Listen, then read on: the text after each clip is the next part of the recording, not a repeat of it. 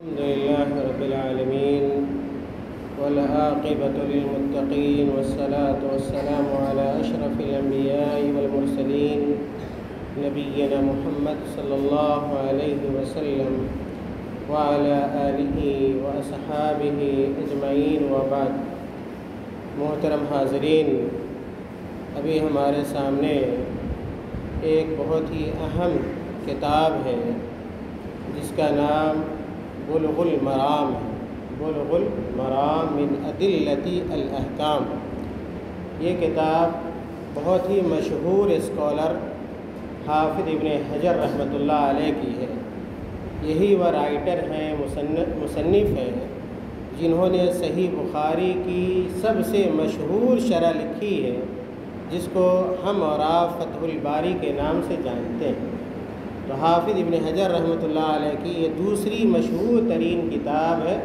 بلوغ المرام من ادلۃ الاحکام۔ اسی کتاب سے صیام کے مسائل سے متعلق جو حدیثیں ہیں، ان حدیثوں کو انشاءاللہ گاہے بگاہے ہم لوگ پڑھیں گے، اور اس ضمن میں جو احکام و مسائل ہیں روزے کے، ان احکام و مسائل کو جاننے کی کوشش کی جائے گی۔ محترم حاضرین،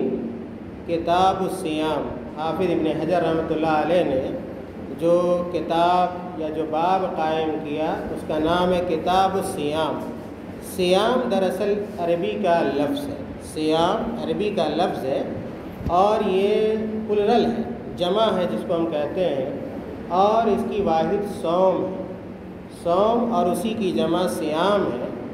صوم کا اگر آپ اردو میں معنی دیکھیں گے تو یہ پتہ چلے گا کہ صوم رکنے کو کہتے ہیں۔ صوم رکنے، کسی چیز سے اگر آپ رک جاتے ہیں یا کسی چیز کو کرنا اگر چھوڑ دیتے ہیں تو اس کے لیے صوم کا عربی زبان میں لفظ استعمال کیا جاتا ہے۔ جیسے الصوم یعنی الامساک، صوم کا معنی جو ہے یا صیام کا معنی لغت میں، ڈکشنری میں یہ الامساک ہے، یعنی رک جانا۔ مثال کے طور پہ گاڑی چل رہی ہے اور رک جائے تو اس کے لیے بھی آپ صیام کا لفظ استعمال کر سکتے ہیں۔ کوئی جانور، بیل جا رہا ہے، اونٹ جا رہا ہے، اور اونٹ کیا ہے، چلنا چھوڑ دے، چلنے سے رک جائے، تو اس کے لیے بھی عربی میں صیام کا لفظ استعمال کیا جاتا ہے۔ اسی طرح آدمی کھانے پینے سے رک جاتا ہے۔ روزہ میں ہوتا کیا ہے، روزہ میں آدمی کھانے پینے کو چھوڑ دیتا ہے، اسی لیے روزے دار آدمی کو صائم کہا جاتا ہے، یعنی روزہ رکھنے والا، اور اسی صوم سے صائم بنا ہے۔ صوم سے صائم یعنی روزہ رکھنے والا، یعنی کھانے پینے کو چھوڑ دینے والا۔ یہ جو صیام کا معنی ڈکشنری میں ہے، لغت میں ہے، اور شریعت میں صیام یعنی روزہ کس کو کہتے ہیں وہ بھی جاننا ہمارے لیے ضروری ہے۔ اگر شرعی اعتبار سے صیام کا معنی جاننے کی کوشش کریں گے تو پتہ یہ چلے گا فَهُوَ التَّعَبُّدُ لِلَّهِ تَعَالَى بِالْإِمْسَاكِ عَنِ الْمُفَطِّرَاتِ مِنْ طُلُوعِ الْفَجْرِ الثَّانِي إِلَى غُرُوبِ الشَّمْسِ۔ یہ شرعی معنی ہے صیام کا، روزے کا، یعنی کہ تمام مفطرات سے، ایسی تمام چیزیں جن سے روزہ ٹوٹ جاتا ہے، ایسی تمام چیزیں جن سے روزہ ٹوٹ جاتا ہے، آدمی صبح صادق سے لے کر غروب آفتاب تک رکا رہے، ان چیزوں کو چھوڑ دے، اور یوں ہی نہ چھوڑ دے بلکہ کیا ہے، عبادت سمجھتے ہوئے چھوڑ دے۔ یہ بہت اہم شرط ہے۔ مثال کے طور پہ کہ اگر کوئی شوہر کیا ہے ناراض ہو گیا اپنی بیوی سے، اور صبح سے لے کر شام تک کیا ہے کھانا پینا نہیں کھا رہا ہے، کوئی بچہ ہے اور اپنی ماں سے کیا ہے روٹھ گیا، ناراض ہو گیا، دو دن تک، ایک دن تک کھانا نہیں کھا رہا ہے، تو اس کو صیام نہیں کہیں گے، یا کہ نہیں کہیں گے اس لڑکے نے کیا روزہ رکھ لیا، یا اس شوہر نے روزہ کھانا پینا چھوڑ دیا تو اس کا روزہ ہو گیا، نہیں۔ یا کہ کوئی بیوی ہے اپنے شوہر سے ناراض ہو جا رہی ہے اور وہ کھانا پینا نہیں کھا رہی، صبح سے لے کر کیا ہے رات تک بھوکی ہے، تو اس کو نہیں کہا جائے گا کہ ہاں اس نے کیا روزہ رکھ لیا، نہیں۔ روزہ رکھنے کے لیے ضروری ہے کہ آدمی جو کھانا پینا کو چھوڑے تو وہ اللہ کے لیے چھوڑے اور عبادت سمجھ کے چھوڑے، تب جا کے اس کو روزہ کہا جا سکتا ہے۔ خیر، ہم نے روزہ کا معنی سمجھا کہ روزہ جس کو عربی میں صوم یا صیام کہتے ہیں، یہ کھانے پینے اور تمام روزہ توڑنے والی چیزوں کو غروب صبح صادق سے لے کے غروب آفتاب تک چھوڑ دینے کا نام کیا ہے، یہ روزہ ہے۔ روزے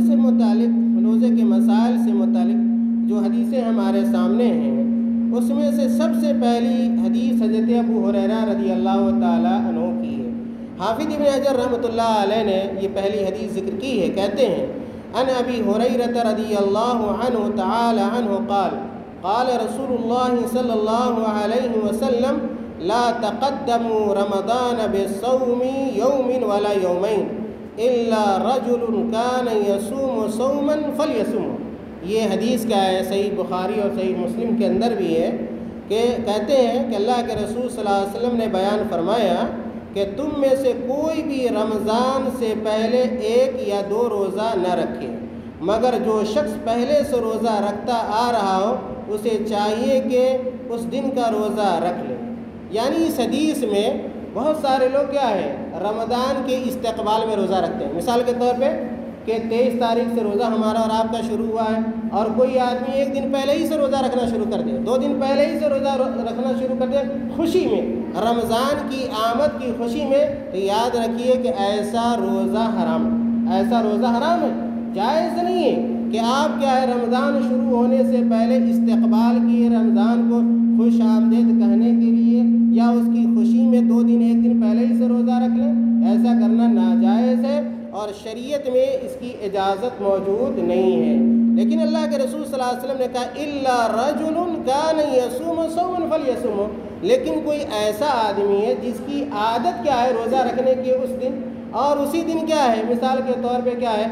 ایک آدمی ہے اور ہر سوموار کو کیا کرتا ہے، پیر کے دن روزہ رکھتا ہے، نفلی روزہ رکھتا ہے، جمعرات کے دن کوئی آدمی کیا ہے ہر جمعرات کو روزہ رکھتا ہے، اور اتفاق سے سوموار کا دن یا کہ جمعرات کا دن رمضان سے 1 دن پہلے آ گیا، 2 دن پہلے آ گیا، تو پھر ایسا اس آدمی کے لیے یہ روزہ رکھنے میں کوئی حرج نہیں ہے۔ لیکن کوئی آدمی ہے جو کبھی روزہ نہیں رکھتا ہے، اس کو رمضان کا روزہ رکھنا ہے اور رمضان کے آنے سے 1 دن پہلے ہی روزہ رکھنا شروع کر دے رہا ہے، 2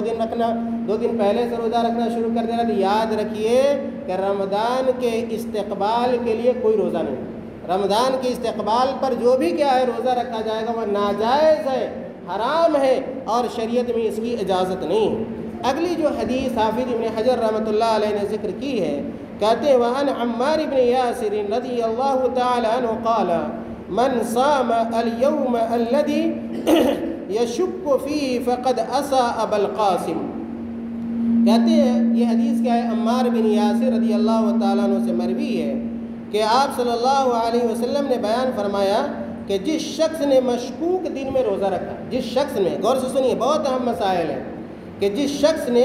مشکوک دن میں روزہ رکھا اس نے ابو القاسم صلی اللہ علیہ وسلم کی نافرمانی کی۔ اس حدیث میں شک والے دن کا روزہ رکھنے سے منع کیا گیا ہے۔ مثال کے طور پہ کیا ہے کہ 29 کی تاریخ ہے اور 29 کو چاند نظر نہیں آ رہا ہے، آسمان میں کیا ہے بادل ہے یا کہ گرد و غبار ہے، چاند نظر نہیں آیا، اور کوئی آدمی کیا ہے پھر 30 کا روزہ رکھ لے، یعنی 30 شعبان کا روزہ رکھ لے جو شک والا دن ہے، تو یاد رکھیے ایسا کرنے سے آپ صلی اللہ علیہ وسلم نے منع فرمایا ہے۔ بہت سارے لوگ کہتے ہیں کہ ہو سکتا ہے چاند ہو گیا ہو اور کیا ہے ہم کیا ہے 30 شعبان سے روزہ شروع کر دیتے ہیں، یاد رکھیے ایسا کرنا جائز نہیں ہے۔ آگے حدیثیں آ رہی ہیں جس میں آپ صلی اللہ علیہ وسلم نے یہ واضح طور پہ یہ بتلایا ہے کہ روزہ کا معاملہ ہو یا عید کا معاملہ ہو، روزہ کا مسئلہ ہو یا ایک عید کا مسئلہ ہو، چاند دیکھ کر ہی کیا ہے روزہ رکھا جائے گا، رمضان کا روزہ، اور چاند دیکھ کر ہی عید کی نماز پڑھی جائے گی۔ تو یہ جو عمار بن یاسر رضی اللہ تعالیٰ عنہ کی حدیث ہے، اس حدیث سے ہمیں یہ بات معلوم ہوئی کہ شک والے دن یعنی 30 شعبان کو 29 کی شام میں چاند نظر نہیں آیا تو آپ کیا ہے، آپ شک والے دن اگلا جو دن 30 شعبان کا ہے اس دن آپ روزہ نہیں رکھ سکتے ہیں، اور اسی دن کو یوم الشک کہا جاتا ہے، یعنی شک جس کے کیا ہے رمضان ہونے نہ ہونے میں کیا ہے شک ہے، اسی لیے اس کا نام یوم الشک ہے۔ اگلی جو حدیث اور یہ آخری حدیث ہوگی انشاءاللہ، بقیہ حدیث آئندہ ہم پڑھیں گے۔ اگلی جو حدیث حافظ ابن حجر رحمۃ اللہ علیہ نے ذکر کی ہے، کہتے وانی ابن عمر رضی اللہ تعالی عنہما قال سمعت رسول اللہ صلی اللہ علیہ وسلم یقول اذا رأیتموه فصوموا واذا رأیتموه فافطروا فإن غم علیکم فاقدروا له متفق علیہ ولمسلم فإن أغمي عليكم فاقدروا له 30 وللبخاری فأكملوا العدة 30 وله في حدیث ابی ہریرہ فأكملوا عدة شعبان 30. یہ آخری حدیث ہے، اور یہ حدیث حضرت عبداللہ ابن عمر رضی اللہ تعالیٰ عنہ سے مروی ہے. حضرت عبداللہ حضرت عمر بن خطاب رضی اللہ تعالیٰ عنہ کے بیٹے ہیں، اور جلیل القدر صحابی، باپ بھی صحابی بیٹا بھی صحابی. یہ عبداللہ ابن عمر رضی اللہ تعالیٰ عنہ سے مروی ہے کہ آپ صلی اللہ علیہ وسلم کہتے ہیں کہ میں نے اللہ کے نبی صلی اللہ علیہ وسلم سے سنا، سمعت رسول اللہ صلی اللہ علیہ وسلم یقول